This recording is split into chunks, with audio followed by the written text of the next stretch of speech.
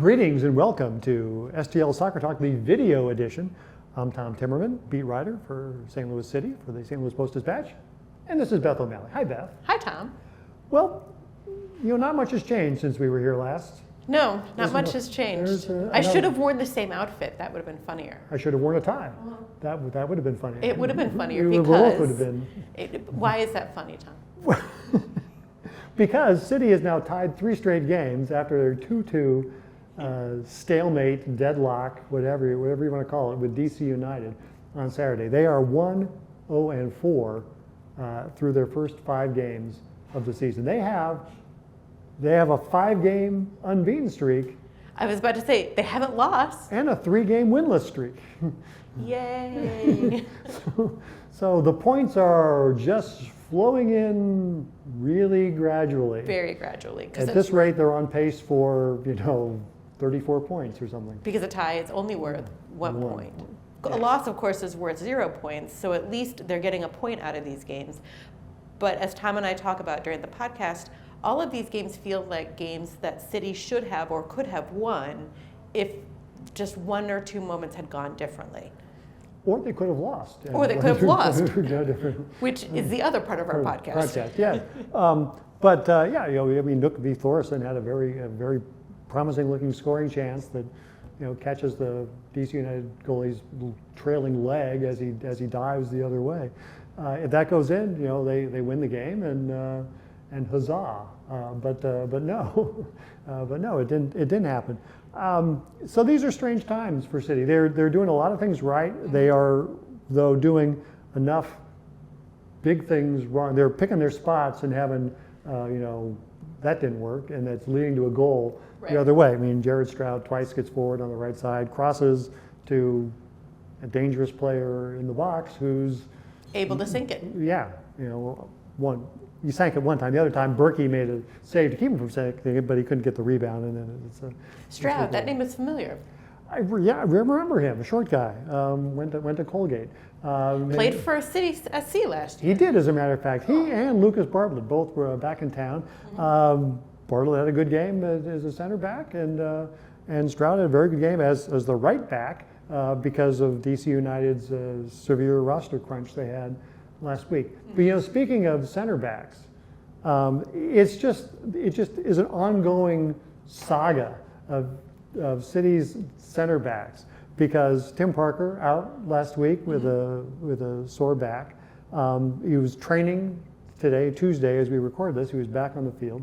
Not a full participant, but getting there. And Bradley Carnell said, there's a chance he could be available on Saturday when they play Real Salt Lake on the road. But not practicing Joachim Nielsen, who has a cracked rib, out for this week. How much he's out after that, they're saying week to week going forward. So it's hard to get. It's hard to keep center backs around. It is. I mean, it's amazing that they were both missed games earlier on with leg injuries or sore legs, and then they both came back. And you think, okay, that's over and done with. No! Now it comes again where Parker's back, Nielsen's rib. But it's been a big part of their attack has been center backs, because they got another center back goal last week from Josh Yarrow, who is probably going to play again, this week, and it could be Kyle Hebert, who hasn't scored a goal for City SC, but he caused an own goal against the Galaxy, and he scored playing for City 2 last weekend. So it's amazing how this thing is going on with center backs. And speaking of goal scorers, Klaus, who had been goalless all season up to this point, scored a goal off a penalty kick. So hopefully that dam has broken and there will be more goals to come from that forward. It probably would be better if it had been in the run of play to get that goal. Probably.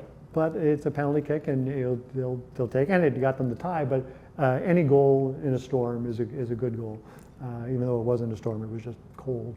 And it was very cold out there today. It was, yeah. And it's going to be cold in Utah. Yeah, rainy in Utah.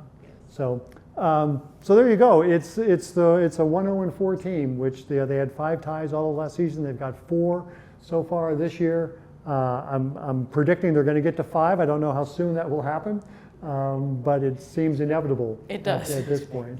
But at some point, they will also maybe win a game. They will also win a game. One would expect that will happen as well.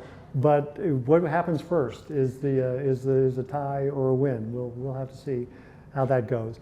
We talk about this more on the podcast, STL Soccer Talk, which you can find wherever fine podcasts are made available, and on our website, and probably linked to a story that I've written because Beth is good about that.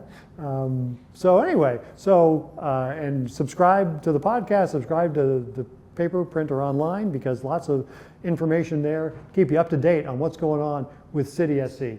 Until next week, when, God, I hope we're not talking about another tie. Hopefully. Just for a change of pace. It'd be nice, yeah. Well, actually, maybe a 5th tie in a row would be, or a 4th tie in a row would be something. It might be nice. It might be something, because they have been entertaining ties. They have been entertaining ties, which is a silver lining in all of this. There are moments that the team looks very good. There are other moments when they don't look so good, usually when the other team is scoring against them. Mm-hmm. But you can see that this is a team determined to win games. Yeah, I would say so. And the regular refs will be back next week. That's right. We buried the lead a little bit. We talk about that on the podcast too. So anyway, until we finally stop talking here and you can go listen to the podcast. For Allie behind the camera, for Beth, I'm Tom. Until next week, be seeing you.